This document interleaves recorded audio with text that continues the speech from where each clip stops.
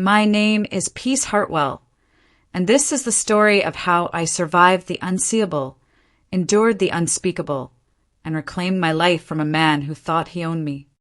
The first time his hand found my shoulder in the darkness, I was 14. I froze in the kitchen doorway, my heart hammering like it was trying to escape my chest.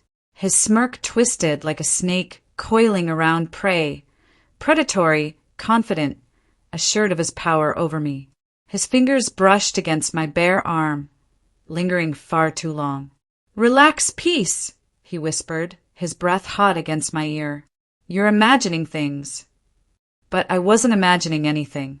From the living room, my mother's laughter floated through the house, bright, oblivious, cruel in its innocence. She was watching television with my stepsister, completely unaware that her husband was cornering me in the shadows of our kitchen. Completely unaware, or perhaps choosing not to see. My chest tightened. I wanted to scream. I wanted to run.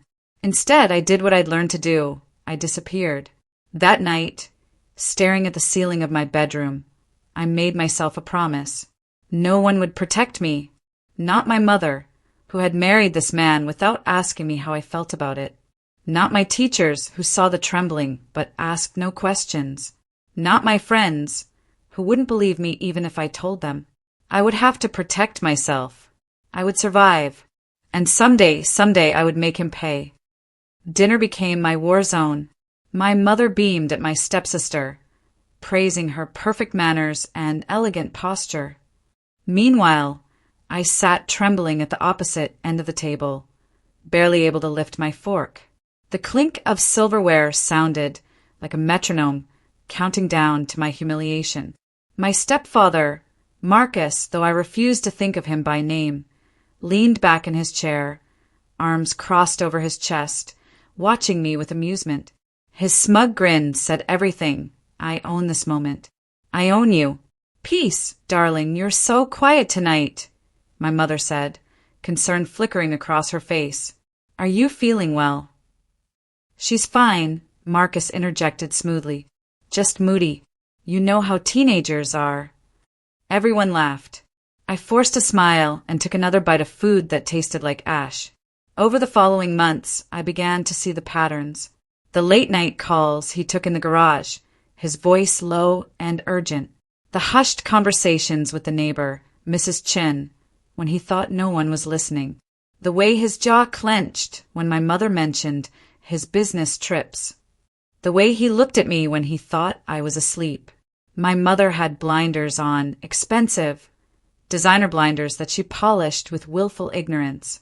She was addicted to the illusion of him, the successful businessman, the devoted stepfather, the charming husband who brought her flowers on Thursdays. She didn't want to see the truth. So I decided I would collect it for her. I started small. I began writing everything down. Dates, times, conversations, inconsistencies. I hid a small notebook beneath the floorboards of my closet, a secret diary only I could access. Each entry was a brick I was laying, building a wall between me and his power. I was 15 when I truly understood.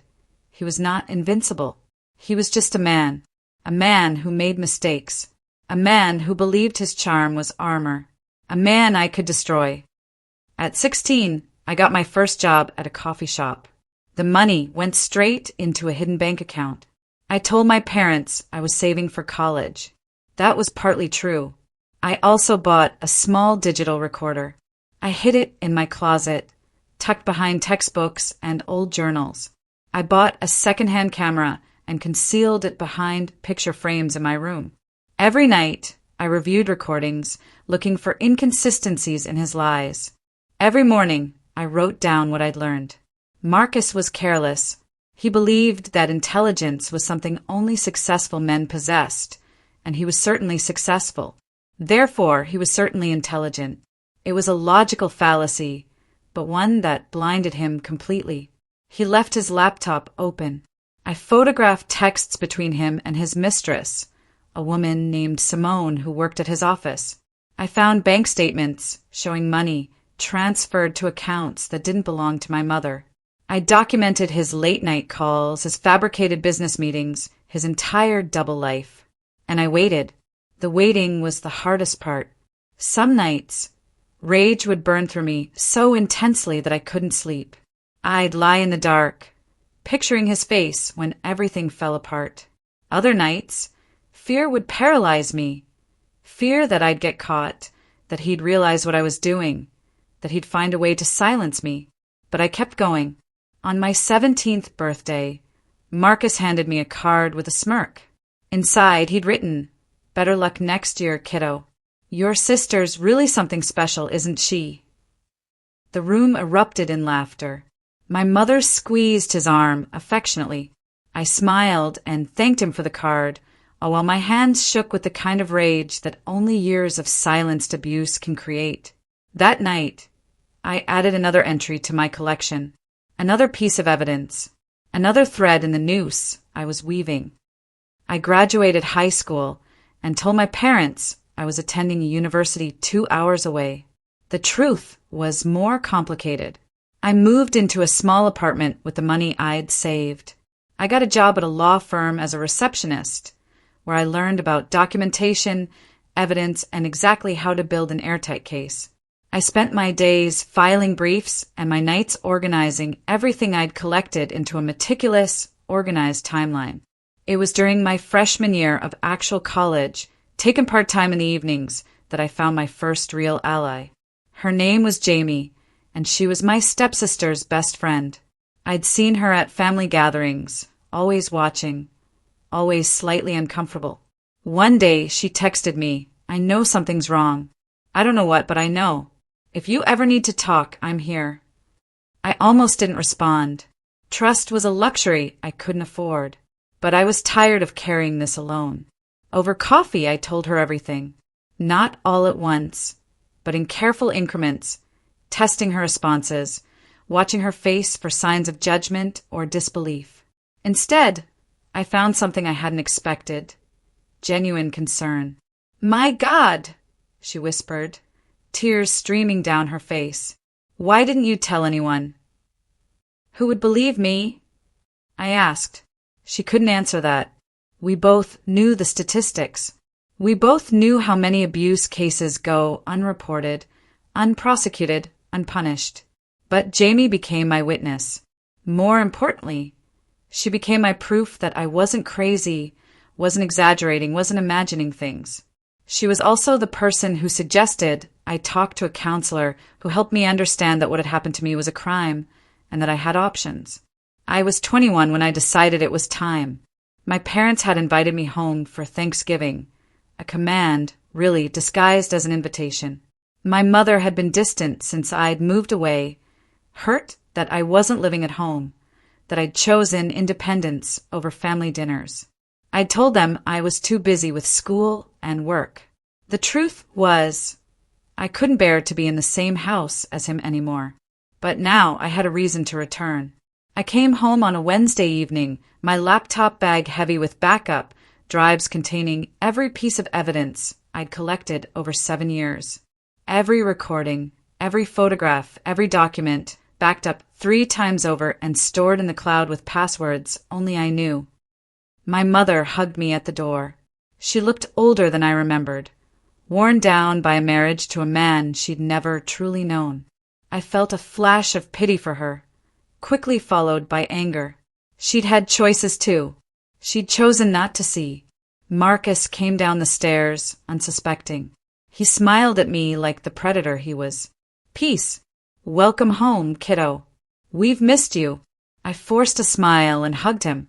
Up close, I could smell his cologne, the same expensive brand he'd worn for years. 7 years of being nauseated by that smell. "I've missed you too," I lied. The next morning, I texted Jamie and my lawyer. Yes, I had a lawyer, and told them it was time. They'd been preparing for months, coordinating with local authorities, ensuring that everything I had would be admissible in court. That evening, I arranged a family dinner. Just us. I told my mother I wanted to make a special meal, just like old times. She was touched by this. She had no idea what I was really cooking up. We sat around the dining room table, my mother, my stepsister, Marcus, and me. The same table where I'd forced down so many meals, smiled through so much pain. I'd set up my laptop at the far end of the table, hidden behind a decorative screen. Jamie was waiting on the other end of a video call, ready to record everything that came next. My lawyer was on standby, contacted and ready. "There's something I need to tell you all," I said, my voice steady. I was surprised at how calm I sounded. "It's time for some truth." My mother looked up from her salad. "What do you mean, sweetheart?" I pressed play. The recording filled the room.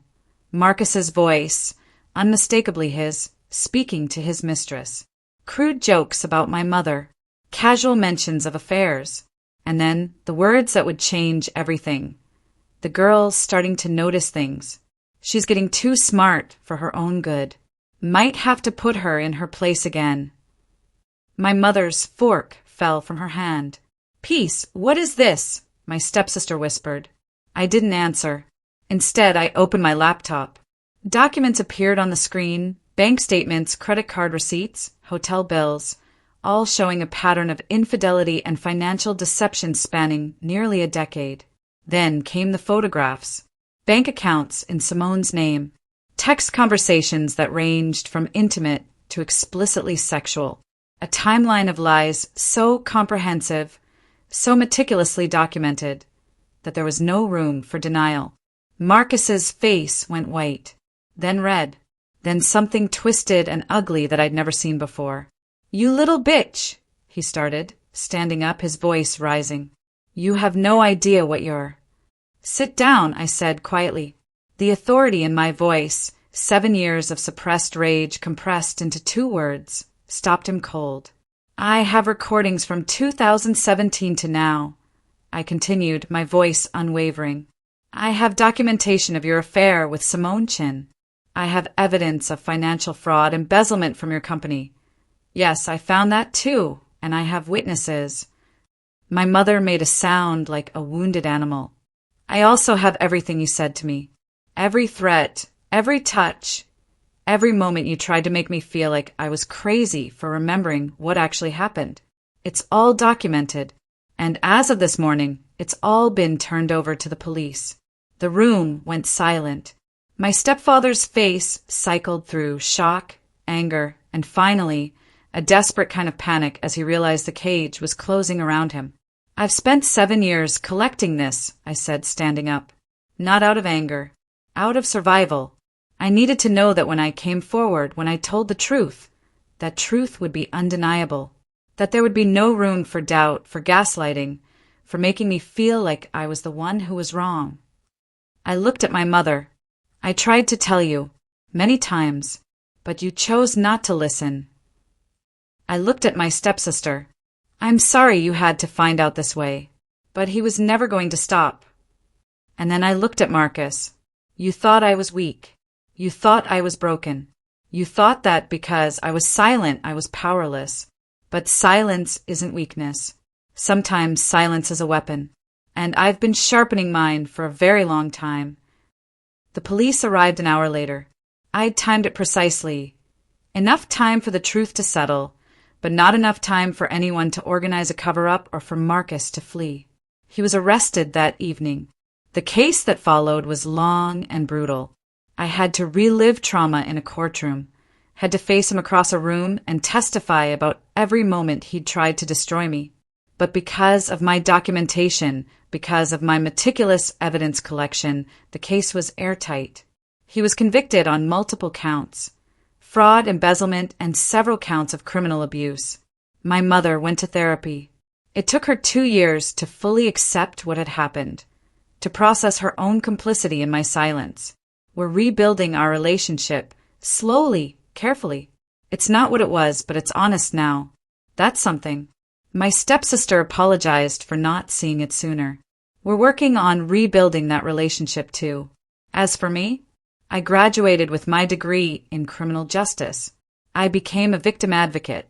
I use my story to help other survivors understand that they're not alone, that their silence is not their fault, and that sometimes justice comes from within. I am no longer Peace the victim. I am Peace the survivor. I am Peace the unstoppable. And if you're reading this, if you're living in silence, if someone is hurting you and you believe no one will ever believe you, I'm here to tell you that you are stronger than you know. Document what's happening. Reach out to someone you trust. Call the National Sexual Assault Hotline at 1-800-656-HOPE 4673. Your silence is not your weakness. Your truth is your power. And one day, one way or another, justice will come. I spent 7 years silent. 7 years watching people I loved choose comfort over truth. 7 years convincing myself that my voice didn't matter, that my pain was somehow my fault. But I learned something that changed everything. Silence isn't weakness. Silence is a choice. And the moment I chose to weaponize it, to collect, to document, to wait, everything shifted. My worth wasn't determined by who believed me first. It was determined by the undeniable truth I'd been building all along. If you're in that silence right now, know this: you're not broken. You're gathering strength. If this story resonated with you, if you've ever felt gaslit into invisibility or made to doubt your own reality, I need you to do something radical. Share this with someone who needs to hear it. Tell them their boundaries don't make them difficult. Tell them their survival makes them unstoppable. Tell them that respect is non-negotiable, and their worth was never, ever in question. It was only waiting to be remembered. Subscribe and hit that notification bell, because this is where the revolution begins, not in anger but in truth, not in chaos but in calculated power. Your story deserves to be told. And one day, like me, you'll realize that the greatest victory isn't destroying your abuser. It's reclaiming yourself. You are extraordinary. Now act like it.